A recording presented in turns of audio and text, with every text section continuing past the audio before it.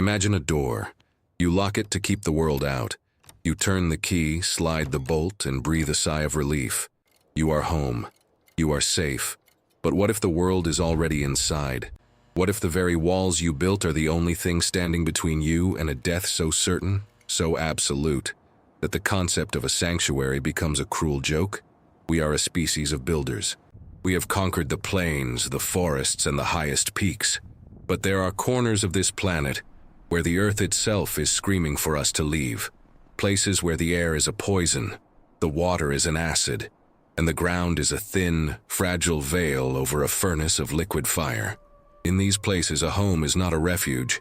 It is a cage. It is a gamble. It is a countdown. Today, we journey to the edges of the habitable world. We will see structures that defy logic and locations that defy life. From the frozen silence of the Antarctic to the boiling heart of the Ethiopian desert, these are the places where nature did not make a mistake. It made a boundary. And some people decided to cross it. Stay with us until the very end, because our number one location isn't just a house. It is a front row seat to the end of the world. Before we begin this descent into the extreme, I want to ask you something. Look at your screen. Where are you watching this from right now? Type your city, your country, and the exact time in the comments below. We want to see how far these stories travel, and how many different time zones are joined together in this moment of discovery. Number 10. Halley Research Station, Antarctica. Imagine a place where the sun disappears for 105 days a year. A place where the wind screams at 90 miles per hour and the temperature plunges to minus 60 degrees Celsius. This is the Brunt Ice Shelf, a floating slab of frozen water 500 feet thick. Here sits the Halley Research Station, a series of high-tech modules on hydraulic stilts. But these are not just buildings, they are lifeboats. The ice beneath them is not solid ground. It is a moving, cracking, groaning beast. In 2017, a massive chasm began to open in the ice, threatening to swallow the entire station. The owners, the British Antarctic Survey, had to move the entire facility 14 miles inland. But the fear remains. The ice shelf is calving. It is breaking. To live here is to live with the constant, low-frequency vibration of the earth splitting apart beneath your bed. And there is a darker requirement for those who stay during the winter. Because the station is so isolated that no rescue is possible for 9 months, researchers are often required to have their appendix removed before they arrive. One minor infection, one burst organ, and you are dead. There is no surgeon. There is no escape. There is only the ice and the sound of it waiting to break. The silence here is not peaceful. It is a warning. Number 9. Takasugian Tea House, Chino, Japan. In the Nagano Prefecture, there is a structure that looks like it belongs in a fever dream. Its name literally translates to a tea house built too high. Architect Terunobu Fujimori constructed this tiny room atop 2 chestnut trees cut from a nearby mountain. It is accessible only by a series of freestanding ladders that lean precariously against the trunks. There is no safety net. There is no harness. To enter your home, you must risk a 30-foot fall onto hard earth. Once inside, the experience is even more unsettling. The house sways. Every gust of wind, every movement of the guest, causes the entire structure to rock like a boat in a storm. The walls are made of plaster and bamboo, thin enough to hear the trees breathing. Fujimori built it to test the limits of traditional architecture, but in doing so, he created a space where the tea ceremony, usually a moment of ultimate peace, is performed under the shadow of vertigo. The owners admit that the simplicity of the interior is a mask for the primal fear of the height. It is a house that exists in the space between the earth and the sky, belonging to neither. One strong storm, one rotting root, and the dream collapses. Number 8. Centralia, Pennsylvania, USA. Most homes are threatened by external forces, but in Centralia, the threat comes from directly beneath the floorboards. In 1962, a trash fire in a local landfill ignited a vein of anthracite coal deep underground. That fire never went out. For over 60 years, a subterranean furnace has been raging, reaching temperatures of 1,000 degrees Fahrenheit. The ground is literally cooking. The air smells of sulfur and rotting eggs. White, toxic smoke rises from cracks in the asphalt like the breath of a dying dragon. In 1981, a 12-year-old boy named Todd Domboski was playing in his backyard when the ground simply vanished. A sinkhole 4 feet wide and 150 feet deep opened under his feet. He only survived by grabbing onto a tree root until his cousin pulled him out. The steam rising from the hole was laced with lethal levels of carbon monoxide. Today, the town is a grid of empty streets and danger signs. Only a handful of residents remain, refusing to leave the homes they've owned for decades. They live in a ghost town where the gardens are too hot to touch, and the basement walls are warm to the back. They sleep knowing that at any moment the earth could open its mouth and swallow them whole. It is a slow-motion apocalypse, fueled by a fire that could burn for another 200 years. Number 7. Cliff House, Australia. On the rugged coast of Victoria, there is a concept for a home that challenges the very notion of stability. Inspired by the way barnacles cling to the hull of a ship, the Cliff House is a 5-story modular home hung off the side of a vertical rock face. It does not sit on the cliff, it is pinned to it. Huge steel pins are driven into the stone, holding thousands of tons of glass and steel over the churning Southern Ocean. The entrance is at the top, on the cliff's edge, and you descend into the living spaces as if you are diving into the abyss. The walls are almost entirely glass. When the great southern storms roll in, the waves crash against the lower levels, and the salt spray coats the windows 200 feet above the water. The owners of such a design live with a constant nagging question: how much can the rock hold? Erosion is a patient killer. The ocean eats at the base of the cliff every second of every day. To live here is to accept that your safety is entirely dependent on the structural integrity of a prehistoric rock that is slowly being dissolved by the sea. It is a masterpiece of engineering, but it is also a monument to human arrogance. Number 6. Svalbard, Norway.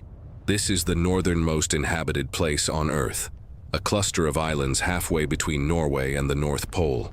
It is a land of blue ice, jagged mountains, and the midnight sun. But it is also a land of shadows. In Svalbard, there are more polar bears than there are people. If you leave the town limits of Longyearbyen, you are legally required to carry a high-powered rifle. The bears are hungry, they are fast, and they see humans as prey. But the bears are not the only danger. The ground is permafrost, soil that has been frozen for thousands of years. Because of this, it is actually illegal to die in Svalbard. The local cemetery stopped accepting bodies in the 1950s because the corpses wouldn't decompose. They simply stayed frozen, perfectly preserved, along with whatever viruses or bacteria killed them. In fact, scientists recently exhumed bodies from the 1918 flu pandemic here to study the virus that was still active in their tissues. To live here is to live in a giant freezer where the environment refuses to let go of the past. The houses are built on stilts to prevent their heat from melting the permafrost and sinking the building. It is a fragile balance. If the world warms, the houses sink. If you walk too far, the bears find you. If you die, the earth rejects you. We have reached the halfway point of our journey, and the air is getting thinner, the ground hotter. What you are about to see in the top 5 will challenge everything you know about human survival. If you haven't already, join our community by subscribing and hitting that notification bell. We are building an atlas of the forgotten, and we want you with us for every discovery. Which of the first 5 places would you last the longest in? Tell us in the comments. Number 5. Oymyakon, Siberia, Russia. Welcome to the Pole of Cold. In 1933, the temperature here dropped to minus 67.7 degrees Celsius. That is minus 90 degrees Fahrenheit. At this temperature, the very physics of life change. If you walk outside, your breath freezes instantly with a tinkling sound the locals call the whisper of stars. If you throw a cup of boiling water into the air, it turns into a cloud of ice crystals before it hits the ground.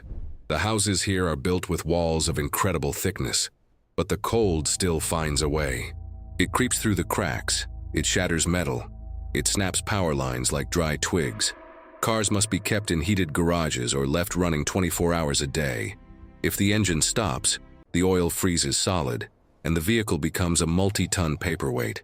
There is no indoor plumbing because the pipes would explode. Instead, residents use outhouses, braving the lethal air for every basic need. To bury the dead, the community must light massive bonfires for days just to melt enough of the earth to dig a few feet down. It is a place where the environment is actively trying to stop your heart from beating. Every breath is a battle. Every night is a test of whether the furnace will hold. Number 4. Danakil Depression, Ethiopia. If Oymyakon is the freezer of the world, the Danakil Depression is its furnace. Located in the Afar Triangle, this is one of the lowest and hottest places on the planet. The average year-round temperature is 35 degrees Celsius, but it regularly soars past 50. This is not just heat, it is a physical weight. The landscape looks like another planet. There are neon yellow sulfur springs, green acid pools, and vast salt flats that stretch to the horizon. The air is thick with the smell of rotting eggs and chlorine. The ground is a crust of salt and minerals, beneath which lies a tectonic junction where the earth is literally pulling itself apart. Despite this, the Afar people have lived here for centuries, building nomadic huts out of sticks and woven mats. They mine salt by hand in the blistering sun, a job that would kill most people in hours. They live in a place where the water boils in the ground and the wind carries the sting of acid. There are no trees for shade. There is no relief. It is a place of blinding light and toxic fumes, where the owners of these humble dwellings must respect the land's volatility or be consumed by it. Number 3. Chernobyl, Ukraine. 40 years after the worst nuclear disaster in history, the city of Pripyat remains a tomb. But in the surrounding exclusion zone, life persists in a strange, distorted way. A group of elderly residents known as the Samosli, or self-settlers, refuse to leave their ancestral homes. They live in wooden cottages surrounded by the Red Forest, one of the most radioactive places on Earth. They grow potatoes in soil contaminated with cesium-137. They drink water from wells that hold the ghost of the 1986 explosion. To walk through their gardens is to walk through a minefield of invisible particles. The silence here is heavy. There are no birds singing in the most contaminated zones. There is only the clicking of a Geiger counter, a sound that rises to a scream near certain patches of moss or rusted metal. The owners of these homes live with the knowledge that their sanctuary is also their slow-motion executioner. They stay because the connection to the land is stronger than the fear of the atom. But for the rest of the world, these homes are a reminder of what happens when we lose control of our own creations. It is a home where the walls offer no protection against the one thing that can kill you without ever being seen. Number 2. Lut Desert, Iran. In the southeast of Iran lies the Dashti Lut, the desert of emptiness. NASA satellites have recorded the surface temperature here at 70.7 degrees Celsius, over 159 degrees Fahrenheit. This is the hottest surface temperature ever recorded on Earth. There is a region within the desert called Gandam Berien, meaning scorched wheat. Legend says a load of wheat was left here and was toasted black by the sun in just a few days. The heat is so intense that even bacteria cannot survive. It is a sterile, burning void. Yet on the fringes of this inferno, there are ancient structures and dwellings built of mud and brick. They utilize badgirs, or wind towers, to catch the slightest breeze and funnel it underground to cool the living spaces. But even with this ancient technology, the heat is terrifying. During the summer months, the residents must retreat into deep subterranean rooms, living like shadows to avoid the sun's lethal touch. The wind here doesn't cool, it burns. It carries sand that can strip the paint off a car and the skin off a face. To own a home here is to live in a state of constant siege, defending yourself against a sun that wants to turn everything to ash. We are seconds away from the most extreme habitation on this planet. Before we reveal it, check that subscribe button one more time. And tell us, which of these locations has shocked you the most so far? We read every single comment. Number 1. Erta Ale Lava Lake, Ethiopia. We return to the Danakil Depression for our final destination, but we climb higher, to the summit of the Erta Ale volcano. Its name means smoking mountain, and the local Afar people call it the gateway to hell. At the summit lies one of the world's only permanent lava lakes. It is a roiling, bubbling cauldron of liquid basalt, glowing with a terrifying orange light. The temperature of the magma is 200 degrees Celsius, and yet, just a few hundred yards from the rim of this lake, There are small stone huts. These are the homes of the guards and the occasional researchers who monitor the volcano's pulse. To sleep here is to feel the earth vibrate with the movement of the planet's core. The air is a thick soup of volcanic gases, sulfur dioxide and hydrochloric acid, that sting the eyes and burn the throat. The ground you walk on is a thin, black crust of cooled lava. It is brittle, it is sharp, and beneath it, just a few feet down, the rock is still red hot. One wrong step, one collapse of a lava tube, and you are gone. There is no rescue from a lake of fire. The people who stay here live on the very edge of the abyss, watching the earth create itself and destroy itself in the same breath. It is the most extreme home on Earth because it is the most honest. It reminds us that we are guests on a planet that is still cooling, still shifting, and still very much alive. We have traveled from the deepest cold to the most intense heat, from the heights of the trees to the depths of the coal mines. What we have found is a testament to the incredible, often irrational resilience of the human spirit.